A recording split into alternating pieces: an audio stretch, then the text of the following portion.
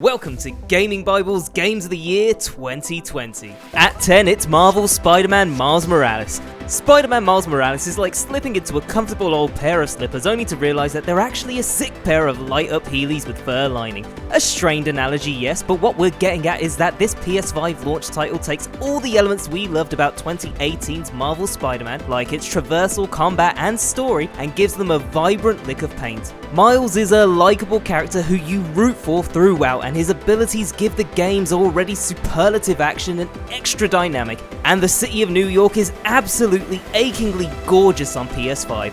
Honestly, we love booting this up just to chill out and take in the sights and sounds of its world. At 9, it's The Last of Us Part 2 by Naughty Dog. So much has been said about The Last of Us Part 2 at this point, about its successes and its shortcomings, but here's our take. This isn't the game anybody expected or perhaps wanted, but it's exactly the game it needed to be. Naughty Dog created a game about the corrosive nature of hatred, bringing together two phenomenal leads in Ellie and Abby to show us two very different perspectives on a tragedy, punctuated by tense horror, gripping action, and shocking moments of violence. The gut-wrenching quest for vengeance at the centre of The Last of Us Part 2 is something people will be talking about for years to come. At 8, it's Persona 5 Royal. The quintessential JRPG Persona 5 Royal took the near masterpiece of Persona 5 and elevated it to a whole new level, thanks to a huge helping of extra content and some very welcome gameplay tweaks. Set in Tokyo, the story follows Joker, a high school student who leads a group of teenage heroes in their quest to change the hearts of cruel tyrants from all walks of life. A game as long as it is immersive, as stylish as it is deep. Persona 5 Royal deserves a spot in any PlayStation 4's library. Plus, it has a talking cat, so Game of the Year, right? Well, almost at least. At 7, it's Paradise Killer by Kaizen Gameworks. No other game of 2020 has the confidence, the swagger, and the style of Paradise Killer. It doesn't look or play like anything before it, and as the debut from its studio, it really is a minor miracle of both gameplay design and narrative structure.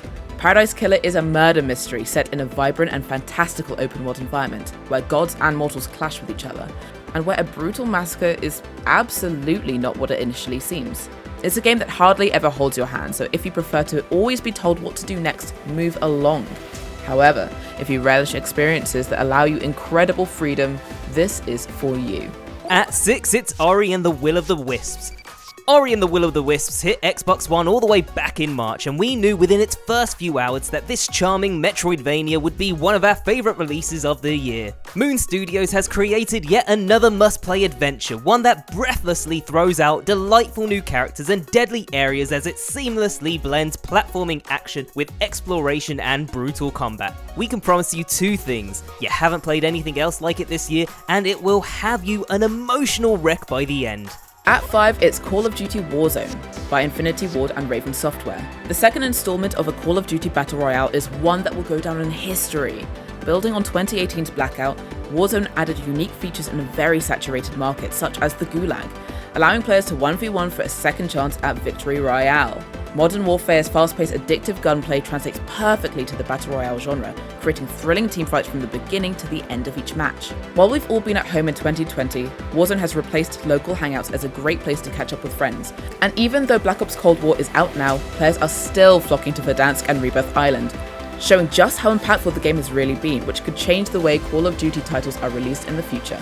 At 4, it's Astros Playroom. Who would have expected that one of 2020's best games would come in the form of a pre-installed demo designed to show off a console's controller? But here we are, and PS5 exclusive Astros Playroom is a delight from start to end, and much more than a tech demo for the new DualSense controller. The adorable platformer is full of dynamic and genuinely interesting gameplay mechanics, colourful worlds, and maybe even 2020's best gaming soundtrack. Your adventure with Astro also takes you on a ride of nostalgia, looking back at 26 years of PlayStation, from long forgotten accessories like the PS1 multitap, all the way to the monolithic PS5 itself. If you were lucky enough to get hold of a PlayStation 5 this year, please don't sleep on this pre-installed gem. At 3, it's Assassin's Creed Valhalla by Ubisoft. Assassin's Creed Valhalla was one of this year's biggest surprises. We were immediately drawn into the game's fascinating recreation of England in 873 AD, which looks stunning on current and next-gen hardware alike.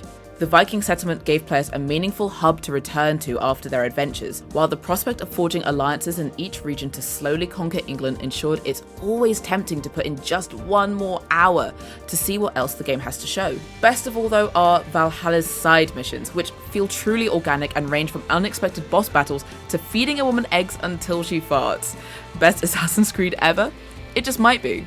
At 2, it's Animal Crossing New Horizons. Amid its adorable cottagecore aesthetics, Animal Crossing New Horizons had us wondering, is Tom Nook a villain after all? But hand in hand with the uncertainty of the lockdowns, it turned out that transforming our own kitschy island with cute customization options was a fine way to burn off our anxieties. Plus the art direction. Only in Animal Crossing do humans have blobby flesh spheres on the ends of their wrists, but every scale on a monarch butterfly's wing is lovingly rendered. Nintendo has released updates with seasonal events where the community has come together over the exciting extras. When birthday plans were cancelled and it wasn't safe to go out on Halloween and people weren't able to head home for Thanksgiving and Christmas, Isabelle and the gang were there to add a little cheer into our days.